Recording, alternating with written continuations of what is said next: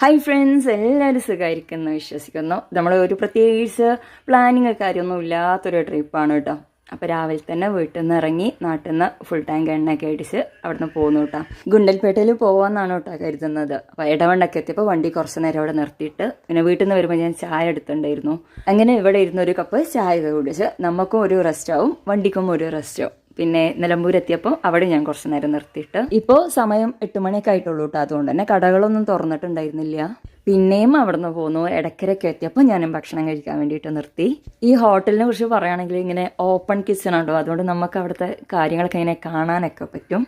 അവിടുന്ന് ഇറങ്ങിയതിന് ശേഷം പിന്നെ ഞാൻ നിർത്തിയത് ഇവിടെ നാട് കാണിച്ചിരത്തിലായിരുന്നു കേട്ടോ. മനസ്സിലിങ്ങനെ കുറേ ബീജൊക്കെ ഇട്ടിട്ട് കുറച്ചൊരു ഇടവങ്ങി നിന്നു കേട്ടോ. പിന്നെ അധികം വണ്ടികളൊന്നും ഇല്ലാത്തതുകൊണ്ട് പിന്നെ നേരെ ഫ്രണ്ടിൽ ആന ഇറങ്ങുന്ന സൈൻ ബോർഡൊക്കെ ആയതുകൊണ്ട് ഞാൻ അവിടെ നിന്ന് ഇറങ്ങി. പിന്നെ ഞാൻ വണ്ടി നിർത്തിയത് ഇവിടെ ചുരത്തിലെ ഒരു മക്കാമുണ്ടല്ലോ, അപ്പോൾ അവിടെ നിർത്തി. ഞാൻ എല്ലാ തവണയും പോകുമ്പോഴും അവിടെ നിർത്തി കുറച്ചേരം അവിടെ നിന്നിട്ടാണ് പോവുക കേട്ടോ.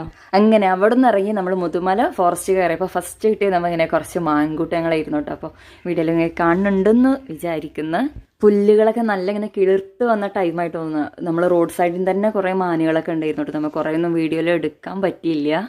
ഈ റൂട്ടിലൂടെ പോയവർക്കറിയാം, നമ്മൾ പോകുമ്പോൾ കിട്ടുന്ന ഒരു ഫീൽ അടിപൊളി കേട്ടോ. ആരെങ്കിലും പോവാത്തവരുണ്ടെങ്കിൽ ഒരു തവണെങ്കിൽ ഈ റൂട്ടിലൂടെ ഒന്ന് പോയി നോക്കണം കേട്ടോ. അടിപൊളി ഫീലാണ്. റോഡിൻ്റെ 2 സൈഡിലായാലും ഫ്രണ്ടിലായാലും ഓരോ വളവ് തിരുമ്പോഴും നമുക്ക് കിട്ടുന്ന ഓരോ വിഷ്വൽസ് നമുക്ക് പറയാൻ പറ്റില്ല കേട്ടോ. അത് നമ്മൾ അതുവഴി പോയിട്ട് തന്നെ അറിയണം. പിന്നെ മിറർ കൂടി ബാക്കിലോട്ട് നോക്കുമ്പോൾ അത് ഭയങ്കര രസമാണ് കേട്ടോ. ഇന്നത്തെ ഇതുവരെയുള്ള യാത്രയിൽ നമ്മൾ മിസ് ചെയ്ത ആളുണ്ടായിരുന്നു കേട്ടോ, അതായത് കുരങ്ങന്മാർ. അപ്പോൾ അത് ആ റോഡിൽ അവർ ഇറങ്ങി നിൽക്കുന്നുണ്ട് കേട്ടോ. അവിടെ നിന്ന് കുറച്ചും കൂടി ഇങ്ങനെ മുമ്പോട്ട് പോന്നപ്പോൾ നമുക്ക് കാട്ടുപോത്തിനെ കാണാൻ പറ്റി. ഫസ്റ്റ് ആനയാണെന്ന് വിചാരിച്ചു, പിന്നെയാണ് മനസ്സിലായത് അത് കാട്ടുപോത്തായിരുന്നു. കാരണം അത്രയും വലിപ്പമുണ്ടായിരുന്നു കേട്ടോ ആ കാട്ടുപോത്ത്. പിന്നെ നമ്മൾ അതിൻ്റെ ഇടയിൽ കുറേ മൃഗങ്ങളൊക്കെ കണ്ടിട്ടുണ്ട്. പിന്നെ മയിൽ, ഒത്തിരി മാനുകളെ കണ്ടിട്ടുണ്ട്. പക്ഷേ നമുക്ക് അങ്ങനെ അധികം നേരം വണ്ടി അവിടെ നിർത്തിയിടാനോ അല്ലെങ്കിൽ വീഡിയോ എടുക്കാനോ അങ്ങനെയൊന്നും പറ്റില്ലല്ലോ. അപ്പോൾ അതുകൊണ്ടാണ് ഇതിലൊന്നും കാണിക്കാൻ പറ്റാത്ത കേട്ടോ. നമ്മൾ കുറേ മുമ്പോട്ട് പോന്നപ്പോൾ ഇത് അവിടെ നിൽക്കണ ഒരു ആന, ഞാൻ ഫസ്റ്റ് അതിൻ്റെ കൊമ്പാണ്ട് കണ്ടത്. മരത്തിൻ്റെ ബാക്കിലായതുകൊണ്ട് എനിക്ക് ആന ഫസ്റ്റ് ഞാൻ കണ്ടിട്ടുണ്ടായിരുന്നില്ല.